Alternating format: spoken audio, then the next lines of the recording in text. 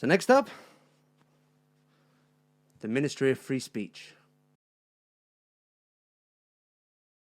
So we'll be talking about the EU and, wait, isn't it funny how every time Europe wants to take society forward, it's Germany? Just saying. Third time's a charm. We have YouTube awarding itself an award for free speech, social media silencing people, Amazon burning books, speakers stopped from lecturing, cancellations, mainstream media attacks on controversial opinions and demonetizations, Twitter arrests in the UK and other places with hate speech laws, university expulsions in wrongthink, both students and teachers. And then also you've got Islamic blasphemy attacks and subsequent fear from all of that. So let's look at the EU war on free speech first. So once upon a time, the EU had no right to tell any sovereign country what to do or how to run their own affairs. Similar to America, but unsimilarly, is that a word? Unsimilarly? No one had the forethought to jot it down, making a constitution. So the EU had the power through control. That was until dun dun dun. The EU introduced the Council Framework Decision Form 2008, encouraging all member states within the EU to clamp down on free speech within their own borders under the guise of compassion, and not causing offence or hurting any of those feelings, and just a general air of political correctness to be instated for the good of all, The road to hell is indeed paved with good intentions, and as Thomas Sowell said, it's a superhighway. With the title being Combating Forms of Racism and Xenophobia. Sound familiar? Sound familiar? And this was exemplified when the EU started a procedure against Finland for failing to implement the EU free speech legislation, basically banning hate speech and Holocaust denial, bullying the government and attacking elected officials into conforming with their new standards of being. I never understood why people get so mad when people deny the Holocaust. I mean, if someone is that crazy that they don't believe that for all those years those atrocities happened, with the footage and the multiple nations independently reporting the horrific camps, the recovered documents, the in-person Nazi testimony and confessions in all of their diaries, the millions of Jews who each have a story to tell themselves or others that are sadly not here with tattoos in their bloody arms and scars to go along with it. I mean, if after all that they still don't believe that it really happened, then don't worry about it. Come. Next, are you going to put those who think that flat Earth is a real thing in jail? Though I did hear a very interesting argument about flat Earth that I think you should. The EU issued a statement recently saying the EU is ramping up its pressure on remaining members.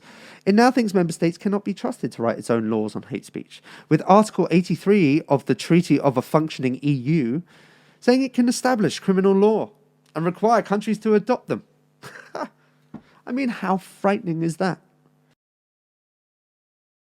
So in one of YouTube's more ironic moments, it awarded itself via Susan Wojcicki a free speech award. And it was immediately roasted from all sides in utter hilarity. Where at the time of recording this video, the clip on YouTube has 87 likes and 20,000 dislikes, so you can double that now. And that is a ratio that stings. I mean, oof. And this is all regardless of them banning channels, content makers, spicy comedians, political wrongthink, people who cause offense, hate speech mongers as they define or don't, conservative viewpoints allowing all types of hate and threats of violence from the left while policing milquetoast conservatives. In effect, promoting mainstream media's talking points, demoting independent journalists and video suppression of ideas they don't like, reducing who it reaches. Like and subscribe. And just ask Stephen Crowder, or Milo, or Alex Jones, or Gavin McInnes, or the millions of smaller content makers, if she deserves that award. How about James O'Keefe from Project Veritas? Just for telling the actual truth and showing it on video. But it must be said, as a device that allows people to share content, however policed, I know from around the world, 24 hours a day, 7 days a week, it is a bloody miracle. It's just the wrong people are steering the ship. We've got ideologues, not libertarians, unfortunately, and imagine what that would be like. I mean, the hills are alive with the sound of keyboards. And Susan, in fact, admitted, we removed 9 million videos last quarter, which is only 3 months. 90% moved by machines. If there is content that is violative, we find it really quickly. Also appearing at the World Economic Forum for Global Tech Governance in 2021 to discuss how YouTube has ramped up its censorship and calls for global coalitions to address content that's legal but could be harmful.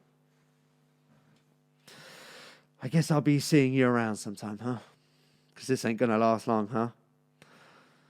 This is obviously someone deserving of a free speech award. So this is all happening alongside Amazon's digital burning of books, not allowing certain books on their platform, with a new policy banning books that are deemed offensive or hate speech or conspiracy theories or Holocaust denial, while also banning Parler from its services and deplatforming certain conservative websites, etc., etc., etc. And senators claim that Amazon is signaling to conservative Americans that they are not welcome on their platform. And frankly, it kind of seems like it, doesn't it? Especially when Amazon controls 83% of the market for books. They are effectively deleting ideas from society. Where even if people have a version of a book that is now banned on the Kindle that they purchased a while ago, it will be deleted and taken off your system, like When Harry Met Sally by Ryan T. Anderson. This is also happening against a backdrop where multiple speakers are having their lectures cancelled due to threats of violence from a mob.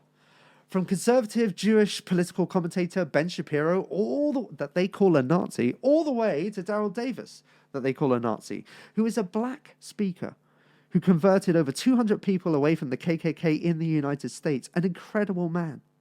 There is no consistency. We just hear the yelling of safe spaces, of offense, of shutting down any and all critical thought and discussions of ideas which help society grow, showing their ideology to be illogical or hypocritical or both and just cult-like. They say free speech when we have cancellations on social media, with even Donald Trump being kicked off Twitter.